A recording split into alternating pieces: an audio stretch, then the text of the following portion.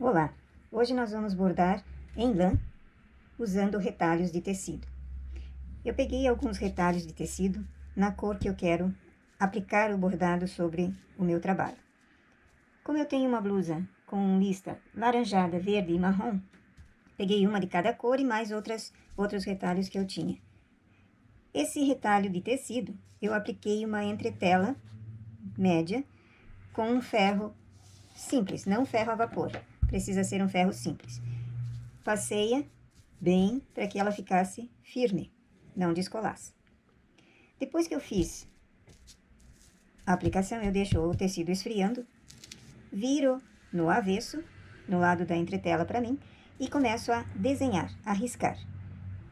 Eu já risquei um tronco, sempre no avesso, porque quando eu passo a caneta, ficam alguns resquícios da tinta, e isso, se fica para o lado de cima do trabalho, vai comprometer o resultado. Então, eu fiz um tronco, fiz uma árvore, a copa de uma árvore, e depois eu vou aplicá-la na blusinha. Como eu tenho laranjado, eu fiz algumas laranjas, que vão ser aplicadas em cima, remetendo à cor da lista da barra. Também desenhei um sol. Eu tenho dois tipos de sol que eu costumo fazer. Esse que parece um ovo, a parte central separada. Eu aplico primeiro a branca e depois o centro, ou simplesmente com o centro. E daí faço raios com linha, fazendo no próprio tecido em malha, eu faço o raio. Dessa eu preferi fazer estilo ovo. Poderia fazer também números, letras, dependendo da idade da criança, dependendo da vontade do pai ou mãe da criança. Eu demonstrei aqui com o número 1. Se eu fosse fazer o número, eu teria que fazê-lo no sentido inverso, porque eu risco sempre no avesso do tecido, na parte da entretela.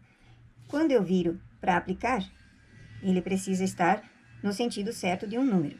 Algumas letras também precisam cuidar desse detalhe. Posso fazer à mão livre o desenho, ou fazer em moldes, com cartão, cartolina, algum papel mais durinho para ele resistir mais tempo. E em vários tamanhos também. Se eu faço moldes, eu posso precisar, de repente, de um número pequenininho ou de um número maior. Então, eu faço moldes de vários tamanhos. Ou, como no meu caso aqui, eu risco a mão livre. Por exemplo, era o número 1. Posso fazê-lo desse modo.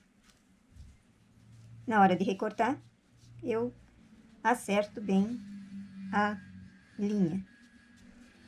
Depois de recortado, ele vira para o direito e ele fica no sentido do número.